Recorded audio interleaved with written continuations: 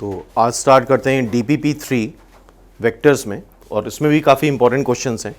पहला क्वेश्चन है work done का, और वर्क डन बहुत सिंपल सा आर्टिकल है और 2 से 3 बार क्वेश्चन आ चुका है, 3 क्वेश्चंस तो आ चुके हैं। आई होप सबने पढ़ा होगा वर्क डन क्या होता है। F.D work done is scalar quantity, that is F net force जो लग रहा है, dot product displacement, D is displacement. इसी पे बेस ये क्वेश्चन है। ए particle is acted upon constant force, ये F1 ये F2, 2 फोर्सेस लग रहे हैं, तो नेट फोर्स हमें निकालना पड़ता है। नेट फोर्स आता है, इन दोनों को ऐड कर दे, इन दोनों को क्लियरली ऐड कर दे तो नेट फोर्स आ जाएगा। That will B 7I plus 2J minus 4K which displace from a point. ये इनिशियल पॉइंट है, ये फाइनल पॉइंट है, तो डिस्प्लेसमेंट जो होता है वो फाइनल माइनस इनिशियल होता है, फाइनल माइनस इनिशियल। तो final is 5I plus 4J plus K minus initial is I plus 2J plus 3K, so it is 4I plus 2J minus 2K, ये डिस्प्लेसमेंट आ गया और नेट फोर्स आ गया। तो work done होता है F.D, F is 7I plus 2J minus 4K dot 4I plus 2J minus 2K। Multiply कर लेते हैं direction ratios directly, 28 plus 4 plus 8, 28 plus 12 40। So it's answer is this. तो वर्क डन काफी important है, work done और movement of force. तो I hope अगर next time पे ऐसा क्वेश्चन आया तो हम कर सकते हैं, जितने भी फोर्सेस लग रहे हैं सबको नेट में ऐड कर दें तो नेट फोर्स आ जाएगा। इनिशियल पॉइंट पहले दे रखा है, फाइनल बाद में दे रखा है, तो D is the displacement. D क्या होता है? डिस्प्लेसमेंट। तो F.D is the work done, simple. चलो नेक्स्ट क्वेश्चन पे आते हैं। नेक्स्ट क्वेश्चन फिर से वर्क डन पे है, ध्यान से पढ़ो, थोड़ा ज्यादा लिखा हुआ है तो इसका मतलब ये नहीं कि डिफिकल्ट है, लैंग्वेज थोड़ी सी ट्विस्ट करिए। A groove is in the form of broken line ABC and the position vector of 3 points ABC, तीनों के पोजिशन वेक्टर्स दे रखे हैं। A force of magnitude 24√3 act on a particle of unit mass kept at the point A and moves it along the groove to the point C. If the line of action of the force is parallel to this line all along, the number of unit of work done by the force. तो इस तरह के question पढ़ के लोग घबरा जाते हैं, लेकिन सिंपल सा, ये कोई फिजिक्स का पेपर नहीं है, मैथ्स का पेपर है, तो सिंपल कंसेप्ट लगेगा, बहुत डिटेल में नहीं जाना है। वर्क डन होगा F.D, F मतलब जो भी फोर्स लग रहा है वो हम कैलकुलेट कर ले, और जो डिस्प्लेसमेंट है वो कैलकुलेट कर ले, सिंपल सी बात है। तो स्टार्ट करते हैं इसको।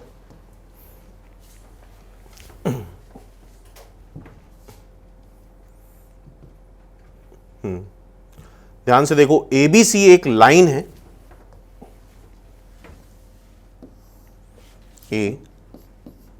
ABC, सबके पोजीशन वेक्टर्स दे रखे हैं।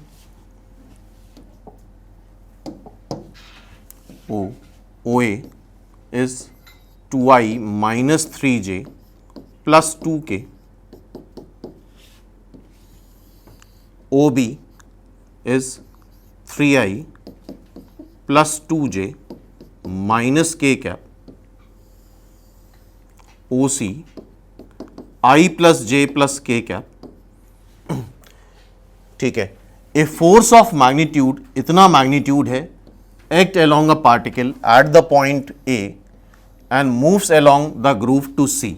मतलब डिस्प्लेसमेंट जो होगा वो A टू C का होगा, तो डिस्प्लेसमेंट आ जाएगा A टू C, मतलब position vector of C minus position vector of A। That is the displacement. तो सबट्रैक्ट करो माइनस आई कैप प्लस जे प्लस 4जे कैप के माइनस 2k माइनस के कैप, ये क्लियरली डिस्प्लेसमेंट हो गया। अब इसके बाद बोला गया है जो फोर्स है उसका यूनिट 24√3 है और इस वेक्टर के पैरेलल है। तो जिस भी वेक्टर के पैरेलल है उसके अलोंग हमें यूनिट वेक्टर चाहिए होता है। उसका डायरेक्शन लेने के लिए हमें क्या चाहिए होता है? Unit vector. तो इसको डिवाइड कर दो √6 से, इसके मैग्नीट्यूड से, तो नेट में फोर्स आ जाएगा। फोर्स है, मैग्नीट्यूड है तुम्हारा 24√3 एंड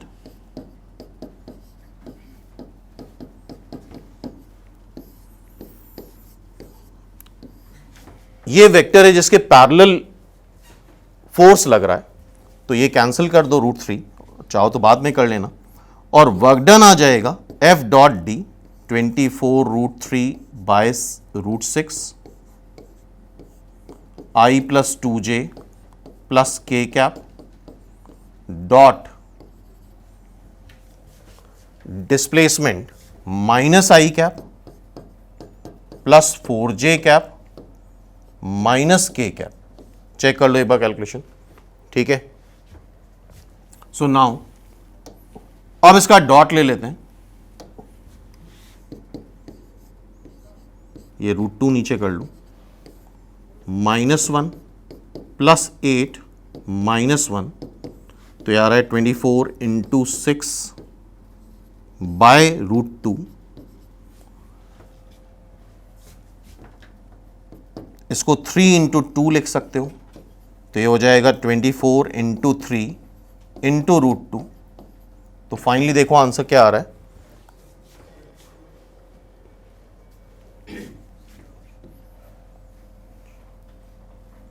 क्या आ रहा है? 72√2। सी इज द आंसर। तो आई थिंक इसकी लैंग्वेज में नहीं फंसना है, और पहली बात ये समझ लो कि यार ये फिजिक्स का पेपर नहीं, कि वहां पे फिजिक्स के कंसेप्ट नहीं पूछे जाएंगे, और ये बहुत इंपॉर्टेंट क्वेश्चन है। वर्क डन में बहुत बार क्वेश्चन आ चुका है, जबकि सिंपल एक फॉर्मूला लगना है F.D, फिर भी स्टूडेंट नहीं कर पाते हैं। तो आई होप नेक्स्ट टाइम पे हम इसी बात पे फोकस करेंगे, फोर्स निकाल लें और सिंपली डिस्प्लेसमेंट निकाल लें। ये क्या ग्रूव है, ये सब चीज़ों में फंसना नहीं है हमें, क्योंकि ये फिजिक्स का पेपर नहीं है, मैथ्स का पेपर है।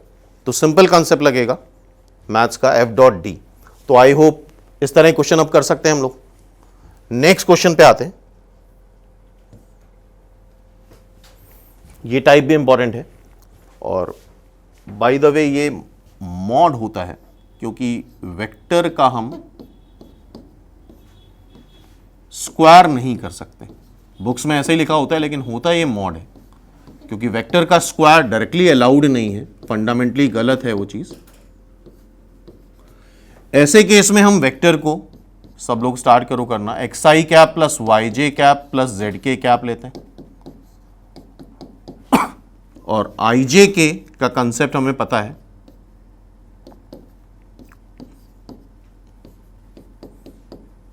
i cross j k cap होता है, j cross k i cap होता है, k cross i j cap होता है। क्लियर है बात?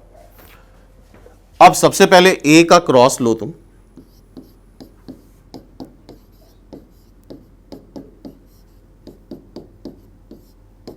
i से, तो i cross i 0, j cross i, अगर हम j क्रॉस i पे जाएंगे तो माइनस के, और k क्रॉस i हो जाएगा j,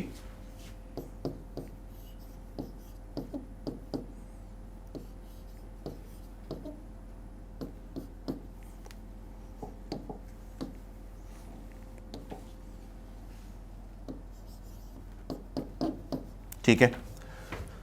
फिर a क्रॉस j निकाल लो, और इसका मैग्नीट्यूड अगर चाहिए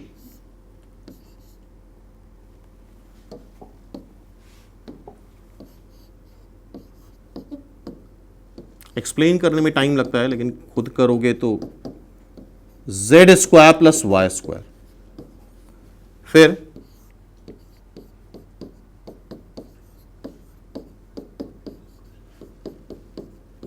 इसका क्रॉस जे से ले लो तो आई क्रॉस जे के कैप होता है, जे क्रॉस जे 0 होता है, के क्रॉस जे माइनस आई कैप होगा और इसका मैग्नीट्यूड आएगा x square plus Z square. Then a cross k ले लो, क्या ले लो, ए क्रॉस के,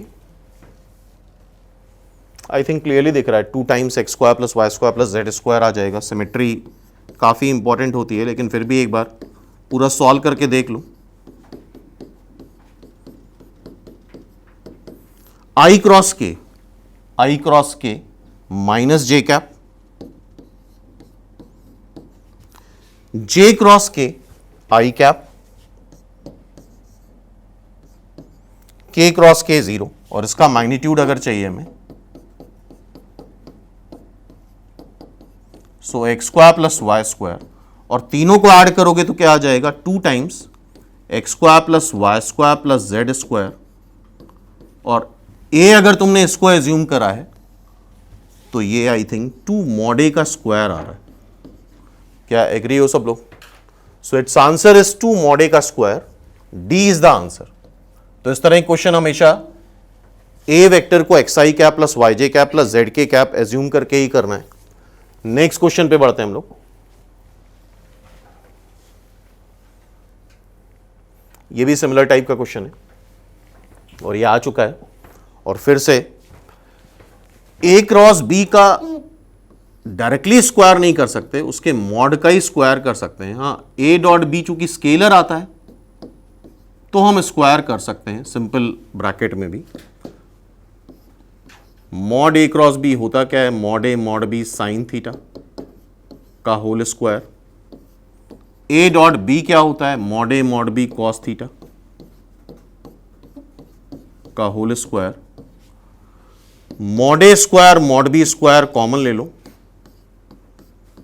सो this is sine square theta plus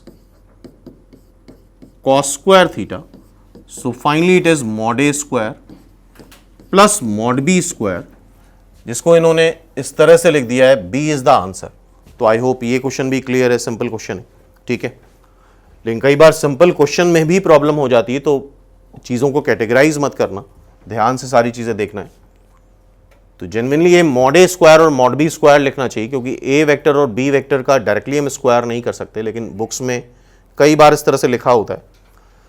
next question is this, इसको ध्यान से देखो।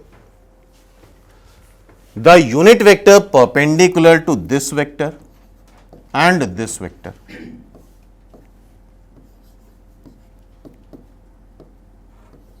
तो unit vector a cross b I hope सबको पता है, that is perpendicular to the plane of a and b, और उसको मॉड से डिवाइड कर दें और प्लस माइनस साइन लगा दें तो ये फॉर्मूला सबको पता है। This is the unit vector which is perpendicular to both a and b. A vector b vector दे रखा है, so now we have to calculate a cross b, जो कि कैसे आएगा, आई जे के, कोफिशिएंट डिटर्मिनेंट लिख लो यहां पे, इसको पूरा सॉल्व कर लेते हैं। आई कैप -4 प्लस 18 माइनस जे कैप -12 -9 प्लस के कैप, इसको ऐड कर लो, इसको ऐड कर लो, -36 -6, सो दिस इज 14 आई कैप और ये क्या आ जाएगा प्लस 21 जे कैप -42 के कैप। तो ये आ गया हमारा ए क्रॉस बी। अब इसका हमें मैग्नीट्यूड निकालना है, mod A cross B.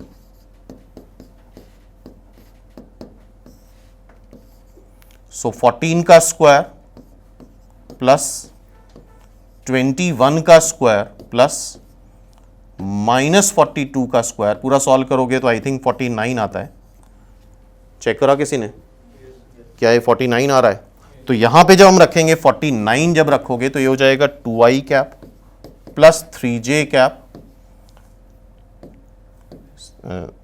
6 divide by 7, तो it's answer is, I think C is the answer. तो ये भी सिंपल कंसेप्ट है।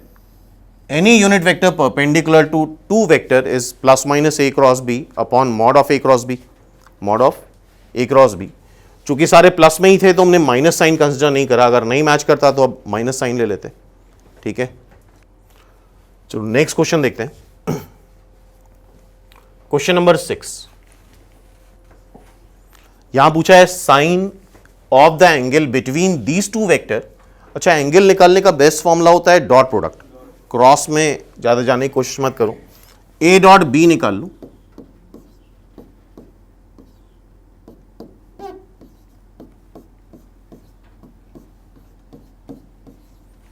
That is 6 - 2 + 1 mod A 9 + 1 + 1 √11 mod B I think 3 आ जाएगा cos थीटा।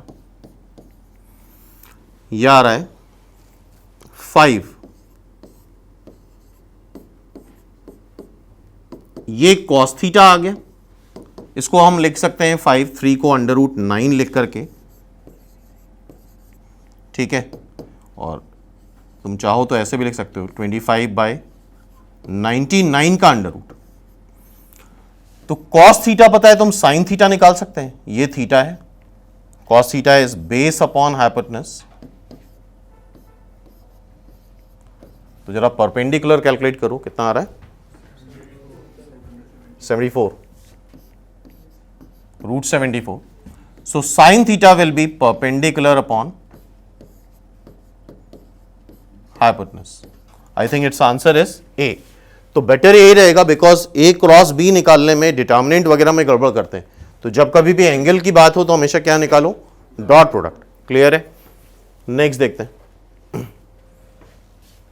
7th।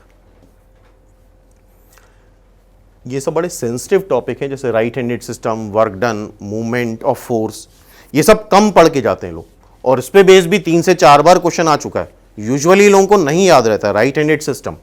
देख लो, एक बार देख लेते हैं राइट हैंडेड सिस्टम होता क्या है।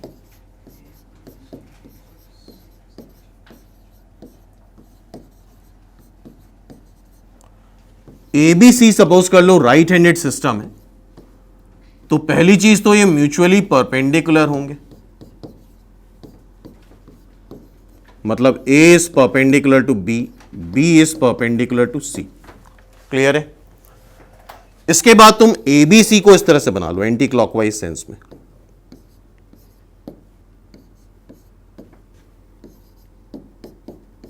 ए cross b C, b cross c a, c cross A b आएगा। तो ये राइट हैंडेड सिस्टम होंगे, और इसका एग्जाम्पल है राइट हैंडेड सिस्टम आरएचएस का आई जे के, आई कैप, जे कैप, के कैप। तो ये भी एक इंपॉर्टेंट आर्टिकल है, काफ़ी स्टूडेंट गड़बड़ करके आते हैं। तो राइट हैंडेड सिस्टम में ए बी सी को हम एंटी क्लॉकवाइज सेंस में बना लेंगे।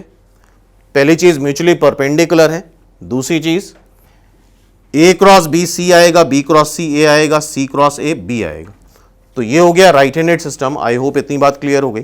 ठीक है, अब हम बात करते हैं लेफ्ट हैंडेड सिस्टम की।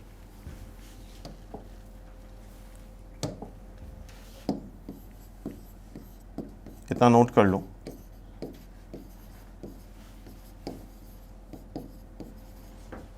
नोट करो।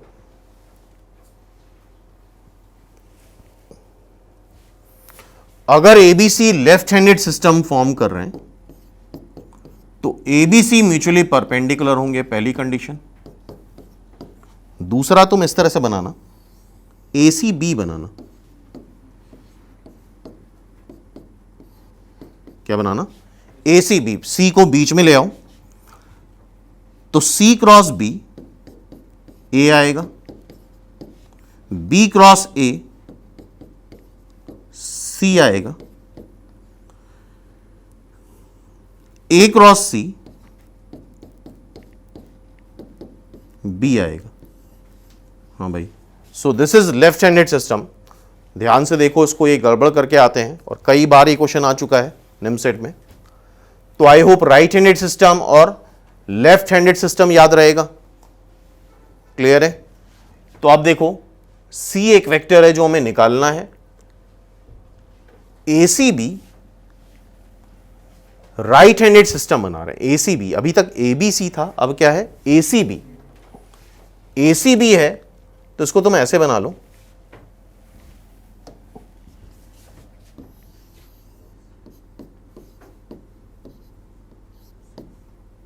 म्यूचुअली परपेंडिकुलर तो होंगे ही। ए और बी दे रखा है, सी चाहिए, तो क्या बी क्रॉस ए सी आएगा? What is B? J cross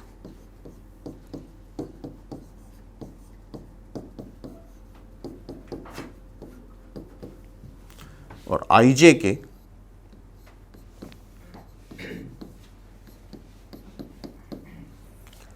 J cross I minus के है,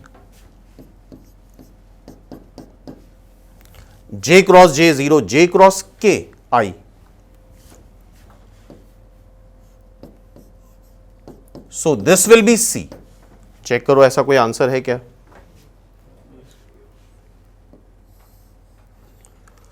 तो बहुत ध्यान से देखना, राइट हैंडेड सिस्टम और लेफ्ट हैंडेड सिस्टम, बाकी सब चीजें तो याद रहती हैं, ये छोटे छोटे आर्टिकल हमेशा मिस करके जाते हैं लोग एग्जाम में। तो आई होप नेक्स्ट टाइम पे अगर राइट हैंडेड सिस्टम या लेफ्ट हैंडेड सिस्टम का क्वेश्चन आया तो क्या हम लोग कर पाएंगे? ठीक है, नेक्स्ट देखें।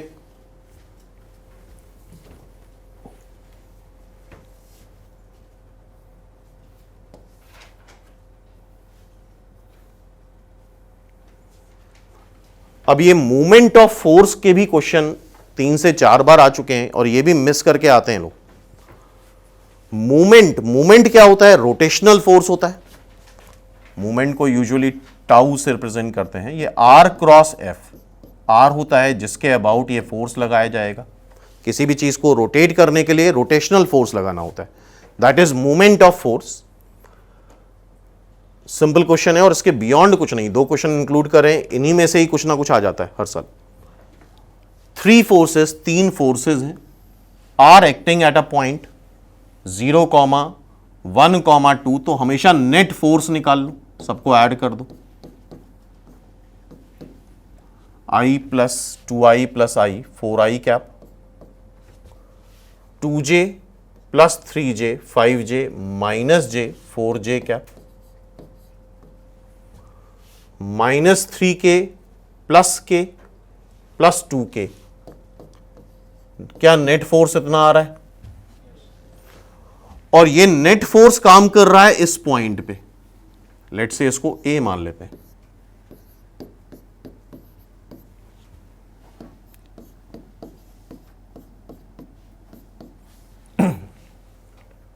Magnitude of movement of force about the point, मतलब इसको रोटेट किसके अलोंग कर रहे हो?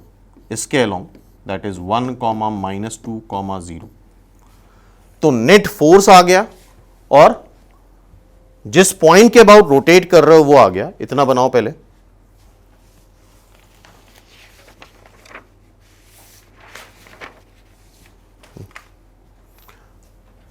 तो मोमेंट ऑफ फोर्स टॉर्क क्या होता है? आर क्रॉस एफ, और आर होता है पीए, ये निकाल लेंगे PA, that will be r. Force हम निकाल चुके हैं तो पीए जरा निकालो।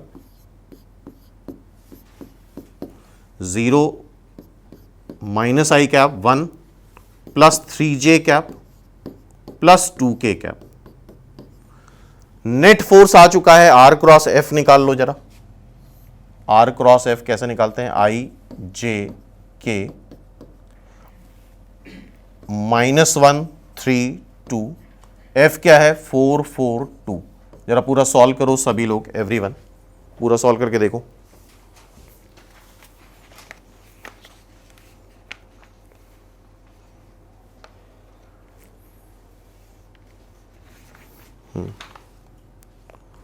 बताओ क्या आ रहा है?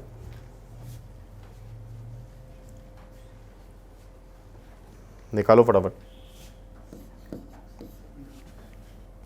-2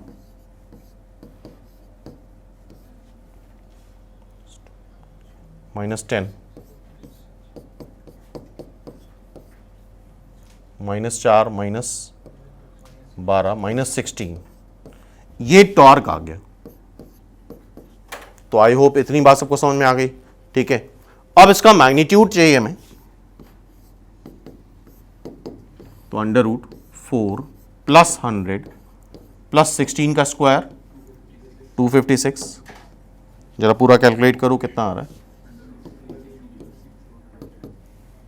6√10 360 मतलब नहीं।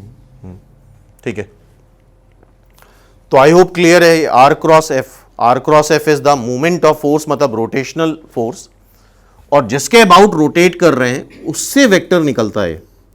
ठीक है, क्लियर है। सो ये मूवमेंट ऑफ फोर्स हो गया। तो नेक्स्ट टाइम पे अगर ये क्वेश्चन आता है तो हम एक्सपेक्ट करते हैं कि कर सकते हो। ठीक, नेक्स्ट क्वेश्चन आता है। नेक्स्ट क्वेश्चन देखो, ये movement of couple, next question इस पे बनता है। मूवमेंट ऑफ कपल क्या चीज होती है? Movement of couple, for example, couple मतलब होता है पेयर ऑफ फोर्सेस। जैसे कि अगर एक पेन का कैप है तो उसको खोलने के लिए क्या करते हैं? रोटेट करते हैं हम लोग। और अगर देखो तो दो फोर्सेस लग रहे हैं, एक इस उंगली से लग रहा है और एक इस थंब से लग रहा है। दो फोर्सेस लगेंगे तभी ये कैप ओपन होगा। मान लो सिर्फ उंगली से खोले तो क्या ये कैप ओपन होगा? नहीं होगा। तो इक्वल एंड अपोजिट दो फोर्सेस लगेंगे, तो that is movement of couple. क्या हो जाता है? बेस्ट एग्जांपल है, पेन का कैप अगर खोलना है तो वहां पे क्या लगाना पड़ेगा? Movement of couple. कोई भी पाइप खोल रहे हो तो कपल मतलब दो फोर्सेस लगाने पड़ेंगे, इक्वल एंड अपोजिट। ठीक है, उनका डायरेक्शन वही होगा, दोनों या तो क्लॉकवाइज होगा या एंटी क्लॉकवाइज होगा। तो that is movement of couple. इस बात को समझना है। ठीक है, द मूवमेंट ऑफ कपल, और हमेशा ये इक्वल और अपोजिट डायरेक्शन में फोर्सेस लगते हैं। हमेशा थंब और जो भी फोर्स लगा रहे हो सेम लगाओगे यहां पे। क्लियर है? कोई भी पाइप है, कुछ भी नट है खोलने के लिए, हमेशा कपल लगाया जाता है। पेयर ऑफ फोर्सेस लगाएंगे, आइदर इन क्लॉकवाइज और इन एंटी क्लॉकवाइज, उसको ओपन करने के लिए। एट द पॉइंट, एक पॉइंट दे रखा है, सपोज कर लो ए इज द पॉइंट जहां पे ये फोर्स लग रहा है।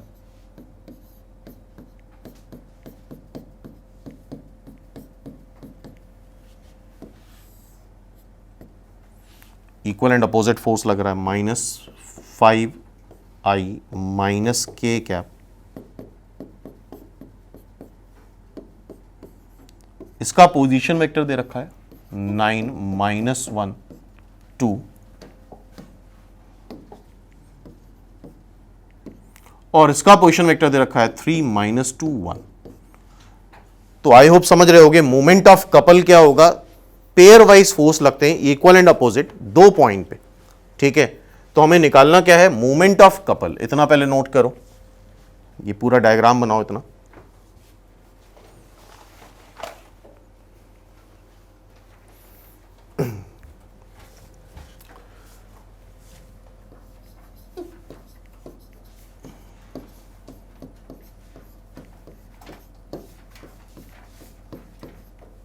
और ध्यान सुन लो, मूवमेंट ऑफ कपल भी टॉर्क की तरह से निकलता है। ये बीए वेक्टर ले लो आर, और मूवमेंट ऑफ कपल में हमेशा एक फोर्स इंक्लूड करते हैं, दोनों का नहीं, सिर्फ एक फोर्स लिया जाता है। ध्यान रखना, r cross f, that is BA cross f. BA cross f, what is BA? This minus this 6I cap -1 plus j cap plus k cap cross f. What is F?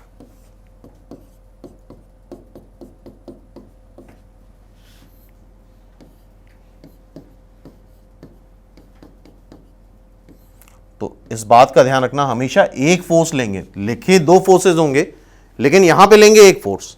याद रहेगा movement of couple में 5 0 1। जरा पूरा calculate करके दिखाओ क्या आ रहा है।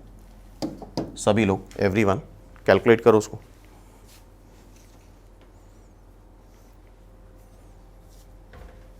I think I cap 6 -5 plus j cap minus J cap -5 के कैप। तो क्या नेक्स्ट टाइम पे अगर मूवमेंट ऑफ कपल आया है तो हैंडल कर लेंगे? पेयर फोर्सेस लगते हैं और बहुत जगह यार, कोई भी कैप खोलते हो, टूथपेस्ट का कैप खोलते हैं, that is movement of couple, कुछ भी एनीथिंग। तो डेली लाइफ में हम मूवमेंट ऑफ कपल काफी जगह लगाते हैं। क्लियर है? तो पेयर ऑफ फोर्सेस होते हैं जिससे एक रोटेशनल फोर्स जनरेट होता है। और सॉल्व करने के लिए क्या ध्यान रखना है? बीए क्रॉस, यहां पे प्रॉब्लम आ जाती है स्टूडेंट को सॉल्विंग में। उनको लगता है दो फोर्सेस लग रहे हैं, तो अब यहां पे कौन सा फोर्स लगाएं? और नेट में अगर फोर्स लगाते हो तो जीरो आ जाएगा। इन दोनों का नेट लगाओगे तो जीरो आ जाएगा। तो यहां पे हमेशा क्या करते हैं? यहां पे हमेशा सिंगल फोर्स यूज करेंगे। तो आई होप नेक्स्ट टाइम पे अगर मूवमेंट ऑफ कपल आया तो क्या हम लोग कर पाएंगे? बोलो। नेक्स्ट क्वेश्चन पे आए तो movement of force, work done और right handed left handed system, यहां पे गड़बड़ करके आते हैं हर साल, क्योंकि बड़े छोटे छोटे आर्टिकल हैं, कम प्रैक्टिस होती है, तो इनके क्वेश्चन छूट जाते हैं। तो आई होप नेक्स्ट टाइम पे क्वेश्चन नहीं छूटेगा तुम लोगों से। नेक्स्ट क्वेश्चन पे आते हैं। Next question is this, scalar triple product भी बहुत इंपॉर्टेंट पार्ट है, मोस्ट इंपॉर्टेंट पार्ट बोल सकते हैं, क्योंकि निमसेट में स्केलर ट्रिपल प्रोडक्ट से बहुत क्वेश्चन आते हैं। ABC is same as BCA is same as CAB, और दो वेक्टर अगर सेम कर दें तो क्या ये वैल्यू जीरो आती है? बोलो। अगर दो वेक्टर कोई भी सेम कर दे तो ये वैल्यू जीरो आ जाएगी। तो स्टार्ट करते हैं। UVW are 3 non coplanar vector. अगर UVW 3 नॉन कोप्लेनर वेक्टर है, इसका मतलब उसका स्केलर ट्रिपल प्रोडक्ट जीरो नहीं होता है। आई होप ये बात सबको पता है। Then U plus V minus W dot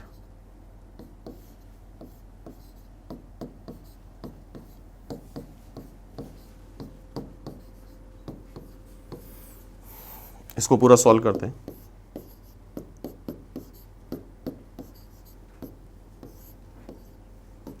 और हमेशा अंदर वाले ब्रैकेट सॉल्व करो। U क्रॉस V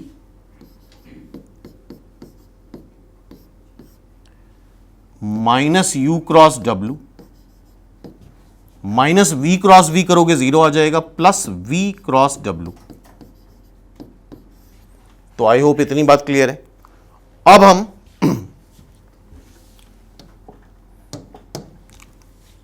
U का डॉट अगर U क्रॉस V से लेंगे तो UUV क्या आएगा? जीरो आएगा। दो वेक्टर सेम हो जाते हैं, UUV जीरो। देन U का क्रॉस अगर हम U क्रॉस W से लेंगे तो UUW भी जीरो आ जाएगा। ठीक है। फिर हम U का क्रॉस V क्रॉस W से लेंगे तो that will B UVW। Alphabetical order में लिख लेते हैं, UVW। फिर V का क्रॉस तुम लो U क्रॉस U का डॉट U क्रॉस V से जीरो, V का डॉट इससे लेंगे तो यह आ जाएगा माइनस VUW। ओके। फिर V का डॉट अगर हम V क्रॉस W से लेंगे तो जीरो, फिर W का क्रॉस लो इससे, so that is minus WUV।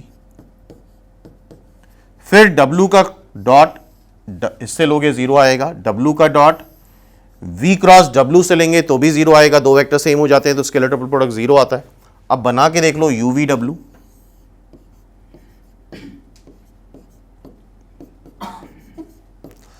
तो UVW पहला तो है ही, दूसरा क्या है?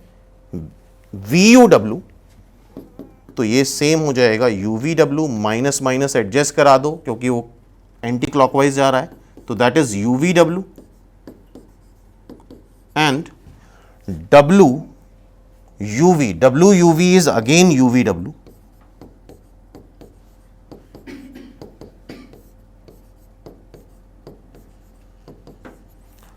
So its answer is UVW.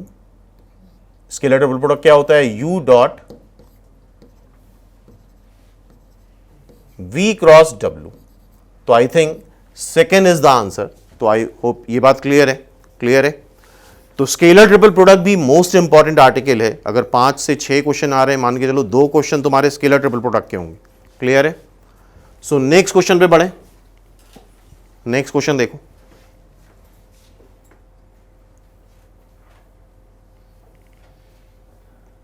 ये क्वेश्चन भी पूछा जा चुका है। So volume of parallelepiped I hope सबको पता है, ABC scalar triple product, coterminous vector होने चाहिए, that is volume of parallelepiped. ठीक है, ABC तीनों वेक्टर दे रखे हैं, वॉल्यूम ऑफ पैरेललोपाइड निकालना है तो सीधे सीधे कोफिशिएंट डिटर्मिनेंट लिख लेते हैं हम लोग, 0 1 A 0 1, पूरा सॉल्व करते हैं, 1 दैट इज 1 माइनस A, इसको हाइड कर लो, इसको हाइड कर लो, 0 माइनस A स्क्वायर प्लस 1, इसको हाइड करो, इसको हाइड करो, 0 माइनस A, तो चेक करो क्या 1 plus A cube minus A, क्या ये फंक्शन ऑफ A आ रहा है? निकाल के देखो सभी लोग, आ रहा है? इट बिकम्स मिनिमम, तो आई होप सबने मैक्सिमम मिनिमम पढ़ा है। मिनिमम मैक्सिमम कब होता है? जब उसका डेरिवेटिव 0 होता है। क्रिटिकल पॉइंट निकालते हैं, that is 3A square minus 1।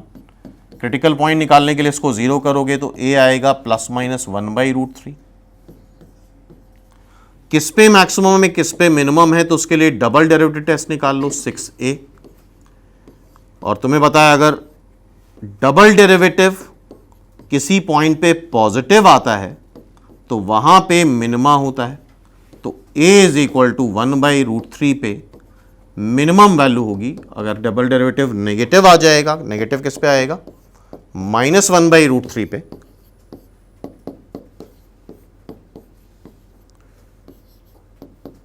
तो माइनस 1/√3 पे वॉल्यूम ऑफ पैरेललोपाइड क्या होगा? मैक्सिमम होगा। तो आई होप हमसे यही पूछा गया है कि A की वैल्यू क्या होगी जिसके लिए वॉल्यूम मिनिमम हो, और अगर मैक्सिमम पूछा जाता तो क्या होता? माइनस 1/√3। ठीक है, तो सिंपल क्वेश्चंस हैं, तो आई होप ये टाइप भी कर सकते हैं हम लोग। नेक्स्ट क्वेश्चन की तरफ बढ़ते हैं, और नेक्स्ट लेक्चर में भी अभी काफी सारे क्वेश्चन हमने इंक्लूड करे हैं स्केलर ट्रिपल प्रोडक्ट के। इसको करने से पहले एक चीज कर लेते हैं, उसके बाद इस क्वेश्चन पे आते हैं। जैसे कि एक बार रिवाइज कर लेते हैं ये चीजें। लेट्स से अगर हमसे बोला गया है कोई भी एक वेक्टर लेना है, तो हम कैसे लेते हैं? xi cap plus yj cap plus zk cap, i cap, j cap, k cap, जो कि 3 नॉन कोप्लेनर वेक्टर्स हैं, उनके लीनियर कॉम्बिनेशन में हम कोई भी वेक्टर स्पेस में लाई करने वाला हम एज्यूम कर सकते हैं। ठीक है, ओके। तो इसी तरह से अगर दे रखा है A vector, B vector, C vector are 3 non coplanar vectors,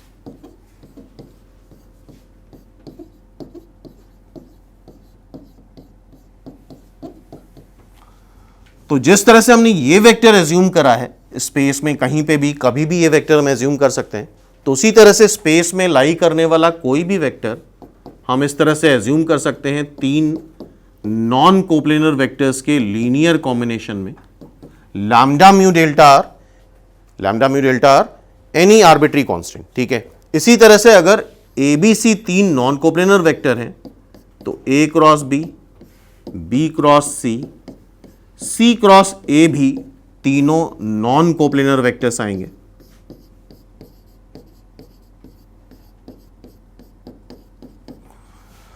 तो इसी तरीके से हम स्पेस में लाई करने वाला कोई भी vector A cross B, lambda times A cross B plus mu times B cross C, तो ये भी काफी इंपॉर्टेंट कंसेप्ट है, delta times C cross A, space में लाई करने वाला कोई भी वेक्टर हम इस तरह से एज्यूम कर सकते हैं। और ये ऑप्शन या क्वेश्चन बता देगा कि तुम्हें ये एज्यूम करना है कि ये एज्यूम करना है। इन द सेम वे यहां पे एक और छोटा सा आर्टिकल था। कई बार ऐसा होता है कि सिर्फ 2 वेक्टर दिए जाएंगे,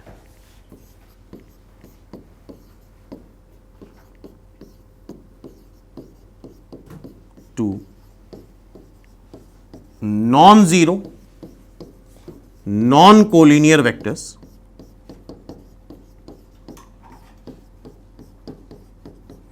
सिर्फ 2 वेक्टर दिए जाते हैं और पूछा जाएगा स्पेस में लाई करने वाला वेक्टर बताओ, तो उसके लिए कम से कम 3 चाहिए। तो अगर ए और बी नॉन कोलिनियर मतलब नॉन पैरेलल वेक्टर हैं, तो तीसरा वेक्टर तुम ले लो ए क्रॉस बी। ए और बी 2 वेक्टर इस तरह से हो गए, तो ए cross b outside the plane आ जाएगा। तो ए बी और ए क्रॉस बी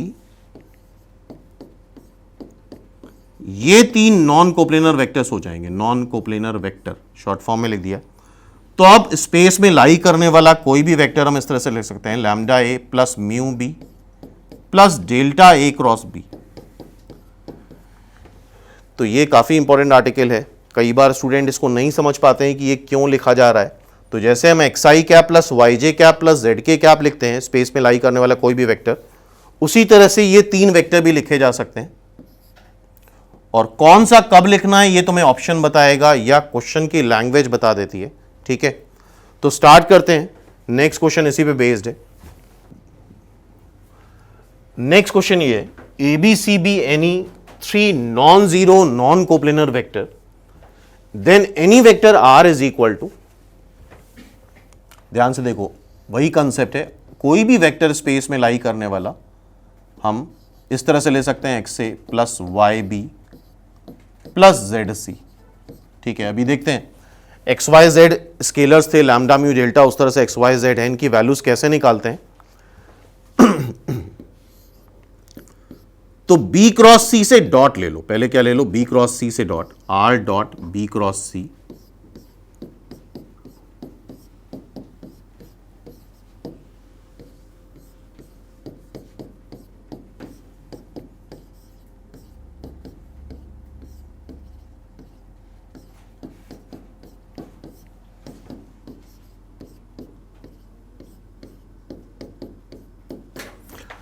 हमें पता है बी बी सी 0 हो जाएगा, ये सी बी सी 0 हो जाएगा। 2 वेक्टर सेम आ गए तो स्केलर डबल प्रोडक्ट में 0 आ जाता है। ये क्या आ जाएगा, आर बी सी। तो ये तरीका है एक्स वाई जेड या स्केलर्स मतलब इन आर्बिट्री कांस्टेंट की वैल्यू निकालने का। ये हो जाएगा A B C. So finally यहां से एक्स की वैल्यू आ गई। एक्स की वैल्यू आ रही है R B C upon A B C.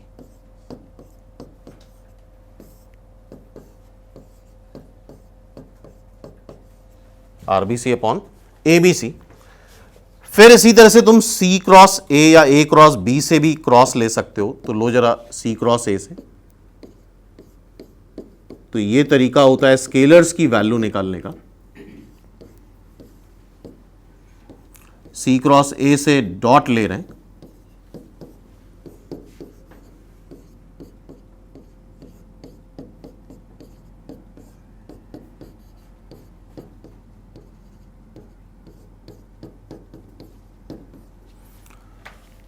और एबीसी स्केलर ट्रिपल प्रोडक्ट में इस तरह से होता है।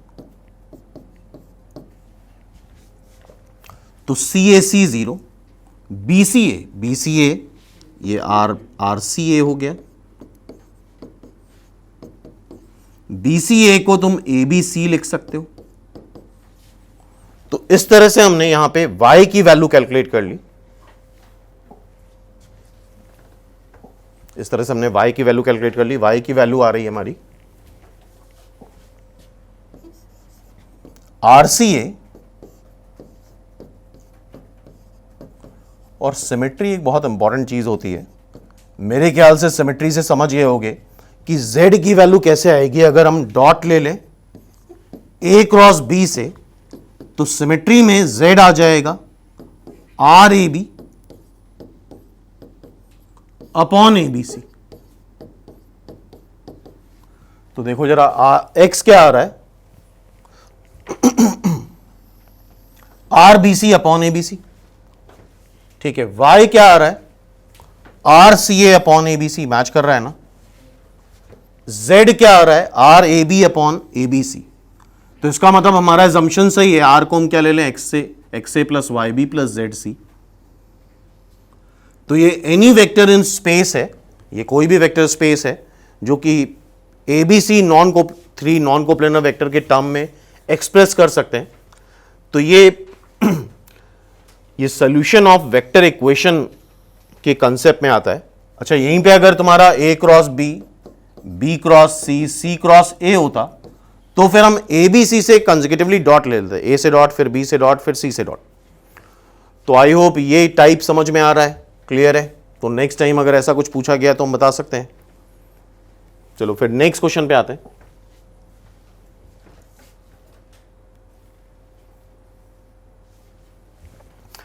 ये भी स्केलर ट्रिपल प्रोडक्ट का अच्छा क्वेश्चन है, ध्यान से देखो। ABC are non coplanar vectors.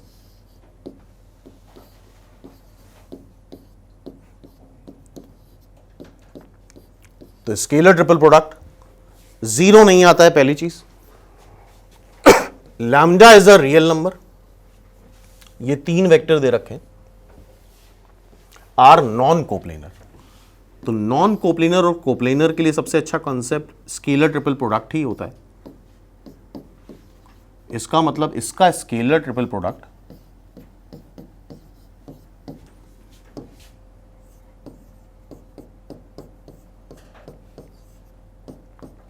Zero नहीं आएगा for no value of lambda, for all value of lambda except one value, all except two values of lambda, all values of lambda. मतलब ये कब जीरो नहीं आएगा ये पूछा गया। और स्केलर ट्रिपल प्रोडक्ट होता क्या है? a plus 2b plus 3c dot lambda b plus 4c cross 2 lambda minus 1 c vector. ये जीरो नहीं आना चाहिए। तो सिंपली करते जाओ, सिंपल कैलकुलेशन है। पहले अंदर वाले को सॉल्व किया जाता है, डॉट बी से क्रॉस ले लो इसका, बी क्रॉस सी, फिर सी से क्रॉस लोगे जीरो आ जाएगा।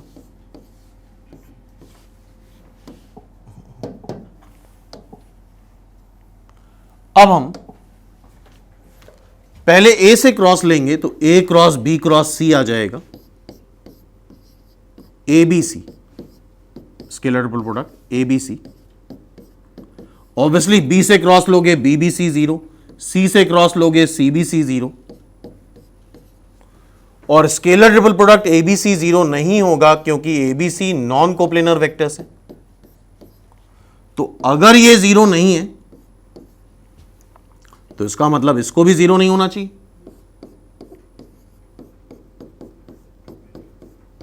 मतलब लैम्डा की वैल्यू जीरो नहीं होनी चाहिए और हाफ नहीं होनी चाहिए। अच्छा, इस क्वेश्चन में कई बार लोग सोचते ही रह जाते हैं क्या करें, जबकि करना क्या होता है, स्ट्रेट जो बोला जा रहा है, सिंपली जैसा डेटा दिया जा रहा है बढ़ते जाओ आगे। बहुत ज्यादा सोचने का समय नहीं रहता है एग्जाम में। तो लैम्डा की दो वैल्यू नहीं होनी चाहिए, zero and half. So are non coplanar for no value of lambda, नहीं, सिर्फ दो वैल्यू नहीं होनी चाहिए, बाकी सारी वैल्यू के लिए नॉन कोप्लेनर आ रहा है, वन वैल्यू नहीं, all except two values of lambda. सिर्फ लैम्डा जीरो ना हो और हाफ ना हो, बाकी कुछ भी हो, ये तीनों वेक्टर्स क्या होंगे? नॉन कोप्लेनर होंगे। तो आई होप ये क्वेश्चन भी समझ में आ गया स्केलर ट्रिपल प्रोडक्ट का। नेक्स्ट देखते हैं। नेक्स्ट क्वेश्चन इज दिस, ध्यान से देखो इसको।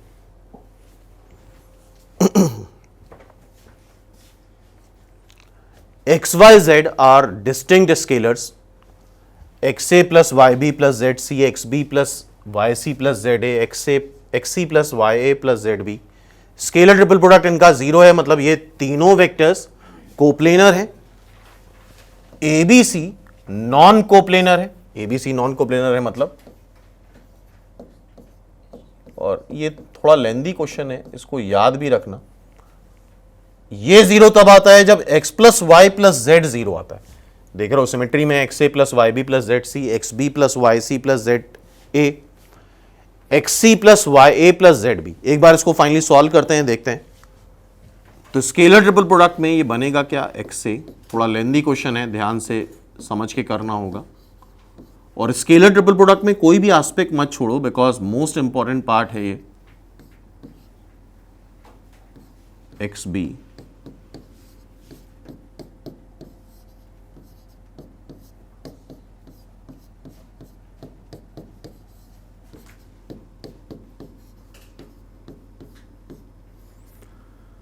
ये 0 है। अब इसका हमें क्रॉस लेना है, पहले अंदर से सॉल्व करते हैं। सभी लोग करो साथ में।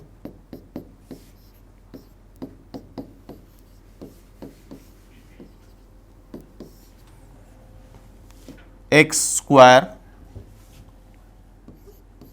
बी क्रॉस सी और एक ही को लो एक्स वाई बी क्रॉस ए, बी क्रॉस बी 0 आ जाएगा। फिर y लो, वाई सी और एक्स सी का क्रॉस लोगे 0 आएगा, वाई सी और इसका क्रॉस लो तो y square c cross a. फिर y z c cross b, ठीक है। फिर अब जेड ए ले लो, जेड ए तो जेड एक्स ए क्रॉस सी, करते चलो साथ में। जेड ए का वाई ए से लेंगे 0, ए क्रॉस ए 0 आता है। जेड ए का बी से लोगे तो ए क्रॉस बी आएगा। तो प्रॉपर्ली थोड़ा सा मैनेज कर लेते हैं एक बार इसको।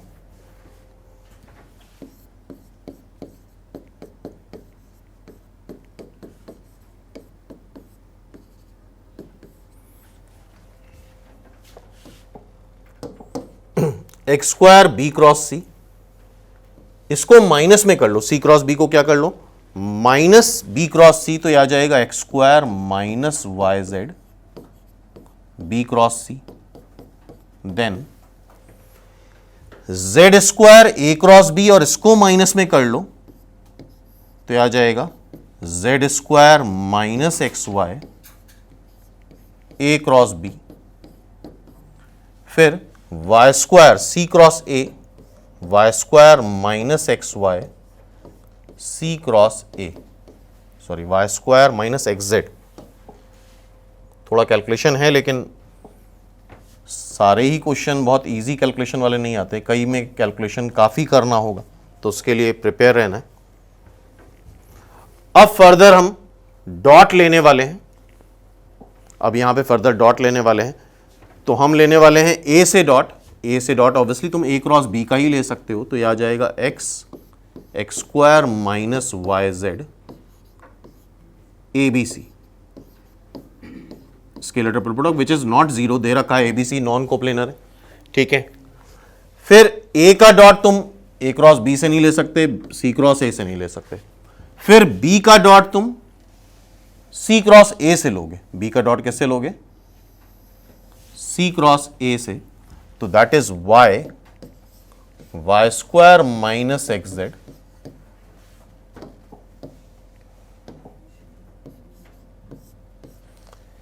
B cross A, B C A. And अगर देखना डायग्राम बना के तो B C A is A B C. अब सी का क्रॉस तुम किससे लोगे ए क्रॉस बी से, सी ए बी।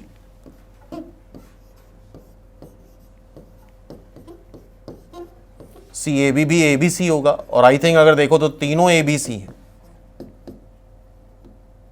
तीनों क्या है ए बी सी है। तो ए बी सी कॉमन ले लो which is not equal to 0, जो ऑलरेडी पता है हमें। अब देखो ये क्या आ रहा है X cube plus Y cube plus Z cube minus 3 XY Z। तो ये तो 0 है नहीं, इसका मतलब X cube plus Y cube plus Z cube, और आई थिंक ये एक्सप्रेशन अलजेब्रा में सबने पढ़ रखा है, मोस्ट इंपॉर्टेंट एक्सप्रेशन है, ये 0 होना चाहिए, ठीक है। और ये फॉर्मूला बहुत कॉमन फॉर्मूला है, ये होता है X plus Y plus Z X square plus Y square plus Z square minus x Y minus Y Z minus Z X is equal to 0। और इसको अगर 2 से मल्टीप्लाई 2 से डिवाइड कर लिया जाए